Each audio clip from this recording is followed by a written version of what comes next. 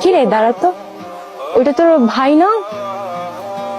তুই তো বলছিলি তোর ভাই বড় কোনো অফিসে চাকরি করে, এখন তো দেখি তোর ভাই রাইড শেয়ার করে। বাবা ও হচ্ছে সিয়াম, আমার ভার্সিটির 2 বছরের সিনিয়র। ওর কথাই আমি তোমাকে বলেছিলাম। তারপর ইয়াং ম্যান কি করছো? আঙ্কেল এই মুহূর্তে কিছু করছি না, জব সার্চিং। জব খুঁজছো? তার মানে এখন কিছুই করো না কেন? আমার মেয়ে তো ইউনিভার্সিটি থেকে বেরিয়ে জব পেয়ে গেছে, তুমি পাও না কেন?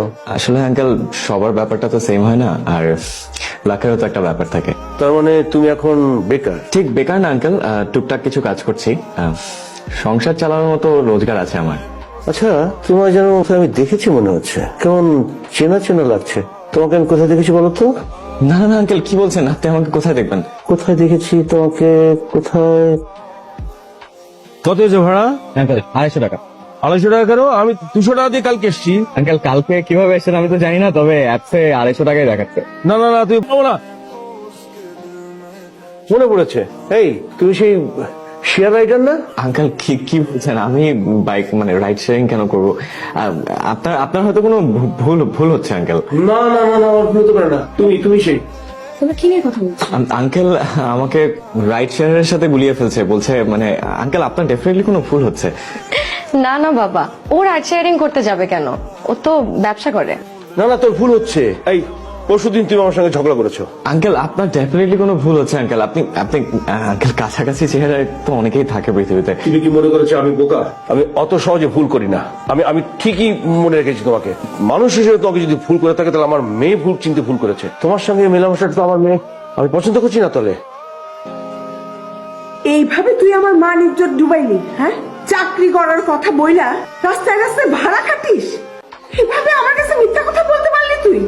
এই শিক্ষা দিচ্ছি তোরে আমি? আমি নিজের চোখে দেখছি, সঙ্গে আমার বান্ধবীও দেখছে। এখন আমি লজ্জায় কলেজেও যেতে পারবো না। তুমি আমাদের সবার সাথে প্রতারণা করেছো, চিট করেছো, তুমি আমাকে ঠকিয়েছো। কেন?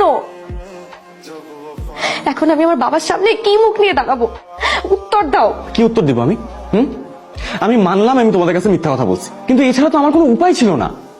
মা জানতে চায়, আত্মীয় স্বজনরা জানতে চায়, রুমকির কলেজে জানতে চায়, তোমার বাবাও জানতে চায় আমি কি চাকরি করি, না হলে তোমাকে অন্য কোথাও বিয়ে দিয়ে দিবে। আর একটা সামান্য বাসা ভাড়া নিতে গেলেও জিজ্ঞেস করে কি চাকরি করি, নাই বললে বেকার বলে উড়ায় দেয়। আমি বুঝি একটা চাকরির উপর যদি এত কিছু নির্ভর করে, তাহলে আমার মিথ্যা বলা ছাড়া আর কোনো উপায় ছিল? সবার কথা তো আমি জানি না, কিন্তু আমাকে তোমার অন্তত সত্যটা বলা উচিত ছিল। আমার তো সত্য জানার অধিকার আছে। শোনো, আমি যদি সত্যটা জানতাম, আমার বাবার সামনে কোনোদিন তোমাকে নিয়ে যেতাম না। সোহানা, তোমার বাবার সাথে আমার কোনো না কোনো দিন দেখা করতেই হতো। চাকরির জন্য ওয়েট করলে সেটা জীবন হতো না। আর আমি একটা বুঝি না, একটা চাকরিতে কি আছে? আমি চাকরি করে যে টাকা ইনকাম করতাম, এখন আমি সেই টাকা ইনকাম করতেছি। ইনকাম তো করছো, কিন্তু তোমার আইডেন্টিটি কি দাঁড়াচ্ছে? রাস্তার ড্রাইভার। শোনো, চাকরি is all about hope, status and identity. আমি কিচ্ছু জানি না। তুমি যেভাবেই হোক এই মাসের মধ্যে একটা চাকরি ম্যানেজ করবে। আই, তোর বাইকের চাবি দে আমাকে।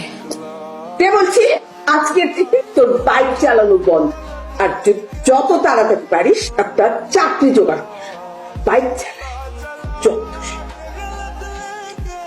সোহানা, চাবি দে।